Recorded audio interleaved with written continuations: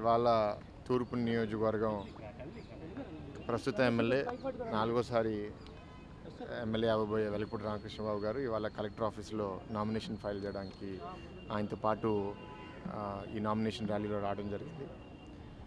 మీ అందరూ గత 5 సంవత్సరాలు పాలన చూశారు. నేను కూడా దగ్గరుండి వెలగపూడి గారు ప్రతిపక్షంలో కూడా ఎట్లా వ్యవహరిస్తున్నారని చూశాను.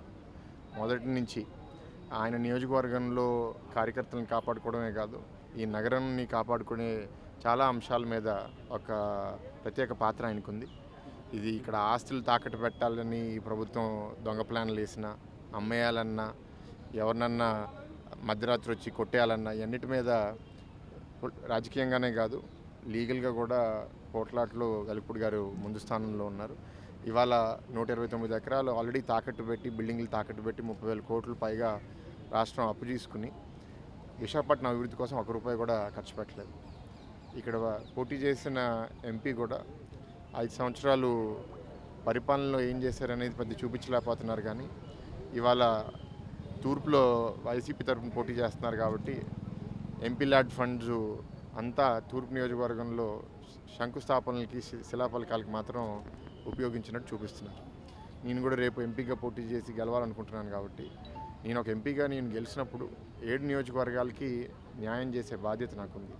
7 నియోజకవర్గాలు నా మీద నమ్మకం పెట్టుకుని ఓటేసి నన్ను గెలిపిస్తారు. ప్రతి సంవత్సరం ఎంపీగా నాకు ఖర్చు పెట్టడానికి 5 కోట్ల ఎంపీ ల్యాడ్స్ ఫండ్స్ వచ్చినప్పుడు న్యాయంగా ఒక్కొక్క నియోజకవర్గానికి 70 లక్షలు ఇస్తే సరిపోతుంది. సరే, కొన్ని గ్రామీణ ప్రాంతాలు, ఎస్కోట, భీమిలి నియోజకవర్గాల్లో మీరు ₹1 కోటి ఖర్చు పెట్టి సిటీలో కొంత తక్కువ ఖర్చు పెట్టినా అదన్నా మనం అర్థం చేసుకోవచ్చు.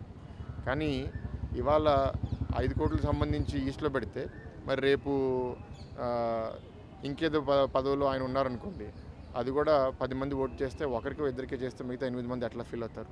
ఇవాళ తూర్పు నియోజక ప్రజలు పోటీ చేసే అభ్యర్థిని వైసీపీలో ఎట్లా నమ్ముతారు? అంటే రేపు గెలిచిన తర్వాత మమ్మల్ని కూడా చీట్ చేస్తారు. సో వాళ్ళకి అదొకటి. ఇంకోటి, వెలగపూడి రామకృష్ణబాబు గారు నిత్యం ప్రజల్లో ఉంటారు, ఎప్పుడు అందుబాటులో ఉంటారు. మీ వాళ్ళు ఎక్కడ ప్రచారానికి వెళ్ళినా సరే 1 సైడెడ్గా రెస్పాన్స్ ఉంది. వాళ్ళు ఏదో డబ్బుతో రాజకీయం చేసి, డబ్బులు ఖర్చు పెట్టేసి, డబ్బులు పనిచేసి, నాయకుల్ని కొందరిని ప్రలోభాలు పెట్టి వాళ్ళు ఎలక్షన్స్ చేయగలుగుతారేమో అని అనుకుంటున్నారు. అది కొంతవరకు ఒక 2%, 3% మార్పుకి దారి చూపించొచ్చేమో. కానీ అసలు వెలగపూడి గారు ఒక 25% లీడ్లో ఉన్నప్పుడు 2% ఏం తేడా చేస్తుందండి? సో దానివల్ల నేనేమీ అవుతుందని నేనైతే అనుకోవట్లేదు. ఒక ఎంపీ అభ్యర్థిగా నేను కూడా ఇక్కడ చాలా ఎక్కువ మెజారిటీ పొందుతానని చాలా బలంగా నమ్ముతున్నాను. ఇవాళ వచ్చే దారిలో కూడా ప్రజల స్పందన చాలా అద్భుతంగా ఉంది. చాలా పెద్ద సంఖ్యలో ఈ నామినేషన్లో అందరూ పాల్గొనడం అండ్ ఆ స్పందన కూడా ఏంటంటే నుంచోవడమే కాదు, స్పందన చాలా అద్భుతంగా ఉంది, చాలా సంతోషంగా ఉంది.